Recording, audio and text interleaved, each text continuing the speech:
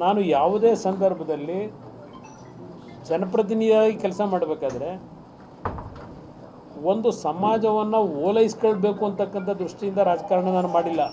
ವಾಸ್ತವಾಂಶವನ್ನು ಅರಿತು ನಾನು ಅದರ ಆಧಾರದ ಮೇಲೆ ಚರ್ಚೆ ಮಾಡಿದ್ದೇನೆ ಹೊರತು ನನ್ನ ಜೀವನದಲ್ಲಿ ಯಾರನ್ನು ಓಲೈಸ್ಕೋಬೇಕು, ಯಾರಿಗೋ ರಕ್ಷಣೆ ಕೊಡಬೇಕು, ಇದು ನನ್ನ ಜೀವನದಲ್ಲಿ ನಾನು ಎಂದೂ ಸಹ ಮಾಡಿಲ್ಲ.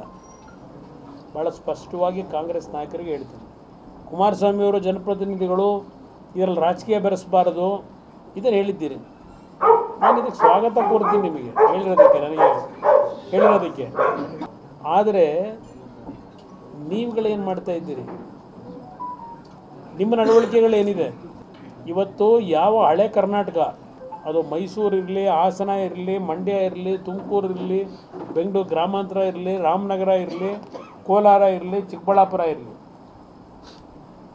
ಈ ಭಾಗದಲ್ಲಿ ಎರಡೂ ಸಮಾಜಗಳು ಹಲವಾರು ವರ್ಷಗಳಿಂದ ನೆಮ್ಮದಿಯಿಂದ ಸೌಹಾರ್ದತೆಯಾಗಿ ಬದುಕ್ತಾ ಇರ್ತಕ್ಕಂಥ ಜಿಲ್ಲೆಗಳು. ನಾನು ಕಾಂಗ್ರೆಸ್ಗೂ ಹೇಳ್ತೀನಿ, ಬೇರೆಯವ್ರಿಗೂ ಹೇಳ್ತೇನೆ, ನಮ್ಮ ಈ ಭಾಗದ ಜನತೆಯ ದುಡಿಮೆ ಏನಿದೆ, ಅವ್ರ ಬದುಕೇನಿದೆ, ಆ ಬದುಕಿನ ಜೊತೆಯಲ್ಲಿ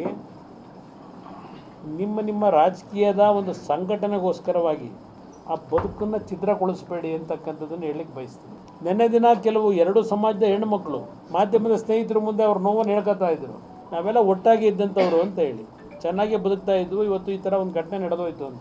ಇಲ್ಲಿ ನಮ್ಮ ಗೃಹ ಸಚಿವರು ಹೇಳ್ತಾರೆ, ಇದೊಂದು ಸಣ್ಣ ವಿಷಯ, ಇದನ್ನು ಏನು ಅಂಥ ಮಹತ್ವ ಕೊಡಬೇಕಾಗಿಲ್ಲ ನಾವು, ಇದನ್ನು ಅವ್ರು ಹೇಳ್ತಾ ಇದ್ದಾರೆ, ಆಕಸ್ಮಿಕವಾದಂಥ ಒಂದು ಘಟನೆ ಇದು ಅಂತ ಹೇಳಿ. ನಾನು ಪರಮೇಶ್ವರ್ ಅವ್ರಿಗೆ ಹೇಳ್ತೇನೆ, ಈ ರೀತಿಯ ಹೇಳಿಕೆ ಕೊಡ್ತಕ್ಕಂಥದ್ರ ಮುಖಾಂತರ ನಿಮ್ಮ ಗೃಹ ಇಲಾಖೆ ಇವತ್ತು ಯಾವ ಸಂದೇಶವನ್ನು ನಾಡಿನ ಜನತೆಗೆ ನೀವು ಕೊಡ್ಲಿಕ್ಕೆ ಹೊರಟಿದ್ದೀರಿ?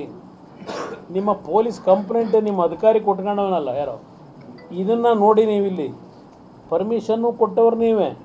ಮೆರವಣಿಗೆ ಬಂದ ಮೇಲೆ ಅವರಿಗೆ ರಕ್ಷಣೆ ಕೊಡಬೇಕಾದಂಥದ್ದು ನಿಮ್ಮ ಜವಾಬ್ದಾರಿ.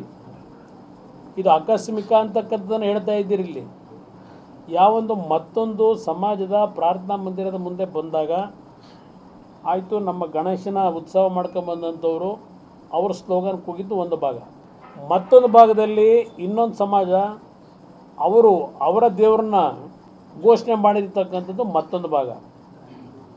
ಆದರೆ ಆ ಒಂದು ವಾತಾವರಣ ನಿರ್ಮಾಣ ಆದ ತಕ್ಷಣ ನೀವು ಎಷ್ಟು ಜನ ಪೊಲೀಸರಲ್ಲಿದ್ದೀರಿ? ಮೆರವಣಿಗೆಯಲ್ಲಿ ಡೆಪ್ಯುಟೇಷನ್ ಎಷ್ಟು ಜನ ಇಟ್ಟಿದ್ದೀರಿ?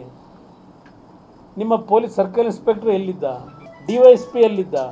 ಇಂಥ ಒಂದು ಸೂಕ್ಷ್ಮವಾದಂಥ ಮೆರವಣಿಗೆ ಇದ್ದಾಗ ನೀವು ತಕ್ಷಣ ಕ್ರಮ ತಗೊಂಡಿದ್ರೆ 30-40 ವರ್ಷದಿಂದ ಜೀವನ ಮಾಡದೇ ಇರತಕ್ಕಂಥ ಕುಟುಂಬಗಳ ಇವತ್ತು ಮಳಿಗೆಗಳಿಗೆ ಬೆಂಕಿ ಇಟ್ಟಿದ್ದಾರಲ್ಲ, ಈ ಘಟನೆ ನಡೀತಾ ಇತ್ತ ಇವತ್ತು